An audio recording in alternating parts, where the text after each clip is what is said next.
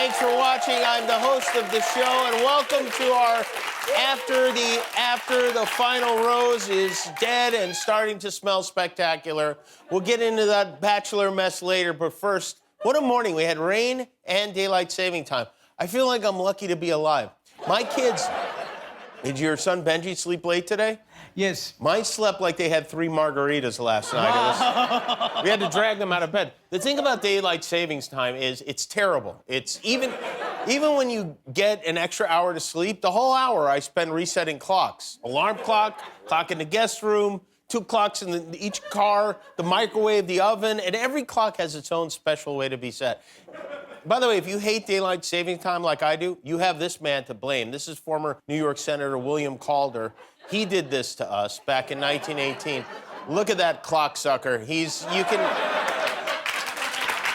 tell he's a monster the second you lay eyes on him.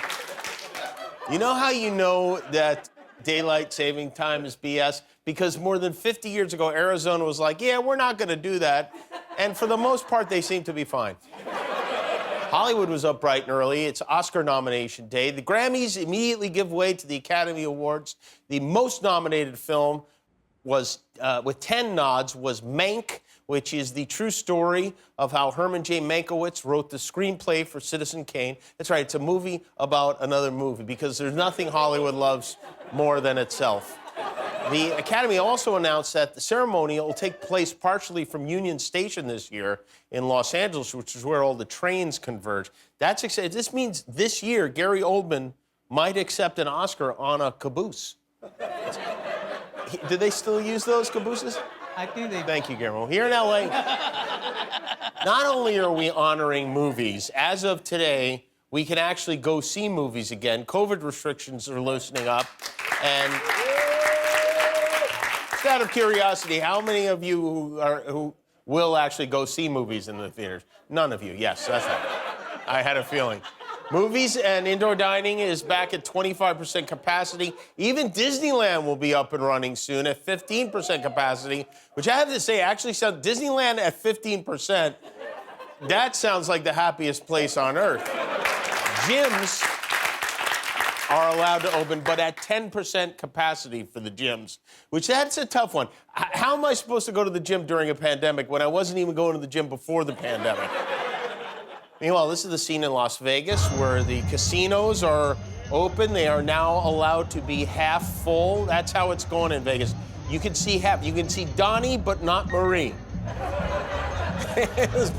All those people are looking at their phones. There still isn't anywhere enough vaccine to go around, and even when there is, the worry is that people will not want it. 49% of Republican men say they will not get the vaccine. Suddenly, they're against bearing their arms, and Republicans, in fairness, they have been fed so much nonsense from their Fox and friends. You think about it. This is what they've heard. The pandemic isn't a big deal. It'll wash away. It's no worse than the flu, but it was created by China to destroy us. Which is it? Is Trump not getting the credit he deserves for manufacturing the vaccine, or is this how Bill Gates controls our minds? No wonder they're hesitant. I'd be hesitant, too, if everything I was told contradicted everything else I was told. Dr. Fauci has strongly urged Donald Trump to tell his followers to get vaccinated, like he did, which he did not do on camera. He said it will make all the difference in the world if Trump did that, and he probably will. He generally does the right thing. But this is what our former president is up to. There's a big story last week about how Trump's daughter-in-law, Laura, she of the plumped lips, she was event chairwoman for a charity called Big Dog Ranch Rescue, and this charity paid almost $2 million to Mar-a-Lago, which is owned by guess who over the past 7 years. That doesn't sound suspicious at all, but they had an event there on Friday, and guess who stopped by to say how much he loves dogs? So I didn't exactly prepare for this, but I was walking and I hear everybody screaming in the bar, and I said, what's going on? They said, we're going to help dogs, and that's okay with me. That's what we want to do, and I want to thank Laura. Thank you for what you're doing. Is so important. It's so great and so important, and I'm with you 100%. And we had many meetings in the White House and the Oval Office having to do with saving and helping dogs. And that's what we want to do, and that's why... Right. He had many meetings at the White House and Oval Office having to do with saving and helping dogs. Specifically Mike Pence. And after Trump popped up to help dogs, his sycophants got to work posting, President Trump is looking better than ever before. He's getting in shape for 2024, and the liberals are freaking out. Here's another one. President Trump looks fantastic and stronger than ever. Okay, listen. I get that you support Donald Trump, but put that picture back up for a second. He doesn't look strong, and he definitely doesn't look fantastic. He looks like an old man with his belt pulled up to his nips, is what he looks like a bowl of mashed potatoes in pants, okay? This is a heck of a story from The New Yorker. It involves the chief financial officer for the Trump organization, a guy named Alan Weiselberg. This happened years ago, according to Weiselberg's then future daughter-in-law. So Weiselberg's mother passed away. He works for Trump, and the family is sitting Shiva, which is a Jewish tradition, a period of mourning. Explain it, Guillermo. Oh.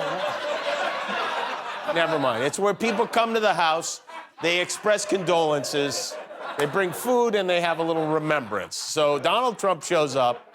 He gets out of the limo, and the first thing he says at this solemn event is, "This is where my CFO lives? This is embarrassing." Then he goes around to some of the mourners and starts showing them pictures of himself with a bunch of naked women on a yacht. Well, we all grieve in different ways, so... And then he hit on the daughter-in-law who was engaged to the CFO's son at the funeral. Trump has denied the allegation. He calls them fake Jews. And if this would be a bad one to bring to the Weiselbergs. This is, you know how these right-wingers are saying it was Antifa who attacked the Capitol? It was Antifa in disguise. Well, according to a court filing, one of the Stormtroopers is an Army reservist who worked on a Navy base as a security contractor and is a known Nazi sympathizer. Now, how do you become a known Nazi sympathizer? Well, one way to do it is to look like this. That's the guy. His name is Timothy Hale Cusinelli. It's always the ones you most expect, you know? We have a lot of problems on this planet, and so scientists at the University of Arizona are working on what they've described as a solar-powered moon ark that would store frozen sperm and egg samples from millions of humans and animals on the moon. Well, the minute Mike Pence steps away from the Space Force, they immediately start blasting the moon with sperm. It's unbelievable. So step one for this project is to collect semen samples from 6.7 million species on Earth. This is the part of the movie where the helicopter lands at Fort Worth Federal Prison and an old colonel from the Pentagon gets out and tells Joe Exotic, "We have a special mission for you."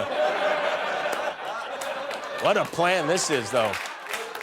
Forget those stupid star registries. Guillermo, next year for your birthday, I'm sending your sperm to the moon. Sure, whatever you want. Tonight was Bachelor Finale night here on ABC. This really has been the most dramatic season yet. Even Chris Harrison got voted off this season. And in the end, Bachelor Matt did not get down on one knee. I've seen what rushing into a proposal in marriage can do in my family, and it's ugly, and it's not something that I want for you or for us.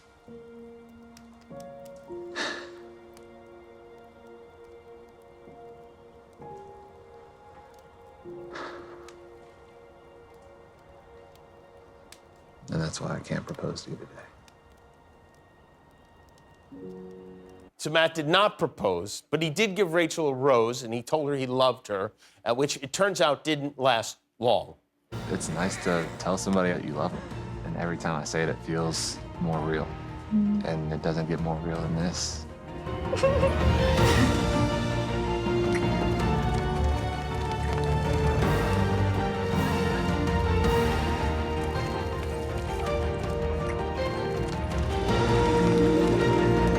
I love you.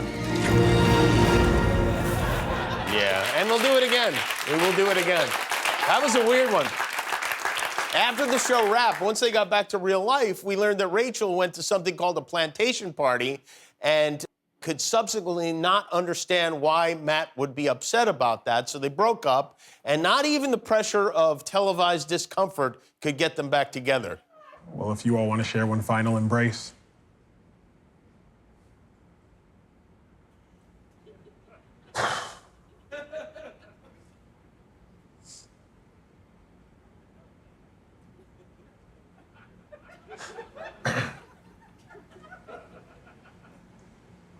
I don't know if it'll ever not hurt hearing those things.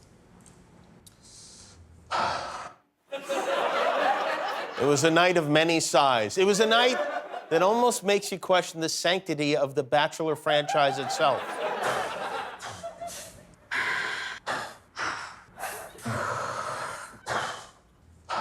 And let me tell you something.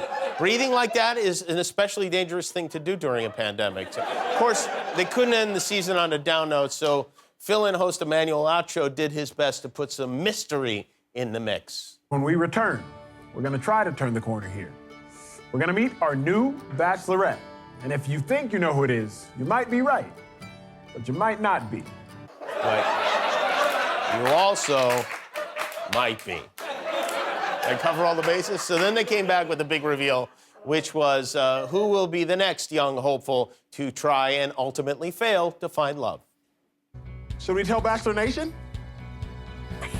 We're the Bachelorettes. That's right, 2 separate seasons, 2 separate women, 2 separate journeys, hopefully ending up in 2 separate engagements. Congratulations, ladies. 2? 2 is too many. I don't want 2. I want 1. I want none is really what I want, but not. So now we have the next 2 bachelorettes. One is Michelle, who was Matt's alternate, and Katie, who you may remember as the gal who showed up with a sex toy this season. So congratulations, ladies. You're about to embark on a journey through emotional hell. I also want to mention that, once again, my wife Molly correctly predicted who the Bachelor picked. Turned out to be the racist one, but she picked her. Molly has now chosen 9 of the last 12 winners on The Bachelor and Bachelorette. That's 75%. That's more effective than the Johnson & Johnson vaccine. One more item. Since we just marked the first anniversary of the COVID lockdowns, we sent a camera down to the 3rd Street Farmers Market to ask people what their lives have been like over the past year. And then, since everyone had their mouths covered, we swapped their voices in a new edition of Masking Questions. We're talking to people about the pandemic. Lauren, what's been the toughest part about lockdown for you? The new way of living. It's just, everything has changed now. How about you, Isaiah? What's been the toughest part about the pandemic for you? I can't go on dates how I used to. So everything is closed. The stuff I want to do, I can't do. So I have to stay at home for the most part, and that's it. Isabella, what have you been doing over this last year to keep yourself busy during the lockdown? Well, I'm actually a mental health therapist, so I have been seeing clients throughout the whole time. Tati, what do you do to keep yourself sane during the lockdown? Play with my dolls and draw random things, really. So I just run around in the yard to keep my energy up. What's been the toughest part about lockdown for you? I don't know, just not seeing enough people, not the interaction. What's been the toughest part about the lockdown for the last year for you? I'll just say this, being an older single black woman and coming through Black Lives Matter and an insurrection, this has been the hardest time that I have ever lived in Los Angeles, California, earthquakes included. Let me ask you this, Dana. What's something Quez has been doing through the pandemic that drives you a little crazy? So Dana, she grew up with her grandparents. So they had her cleaning the house like a slave. So now she's releasing that trauma onto me. Quez, anything that Dana does that kind of annoys you? He likes to leave little hairs on the bathroom floor, and I think he should kind of sweep them up, but then he doesn't always have time, but it's kind of annoying. I keep the bathroom clean though. I don't understand. I clean the bathroom. What's I don't up see with what's that? naggy about what I'm saying. Just keep the bathroom clean, we wouldn't have issues. I have great cleaning habits. I don't understand what But you don't clean it that thoroughly. I don't understand how this is so confusing. That's the thing. She loves to use that word confusing. Everything is confusing. He doesn't have great cleaning habits. If he did, then we wouldn't be having this discussion, so I don't get what's so confusing about this. I'm now confused. Now I am confused. You are confused. We wandered into something there. Hi, I'm Jimmy Kimmel. An evil wizard has trapped me inside this YouTube video. Click subscribe to help me escape.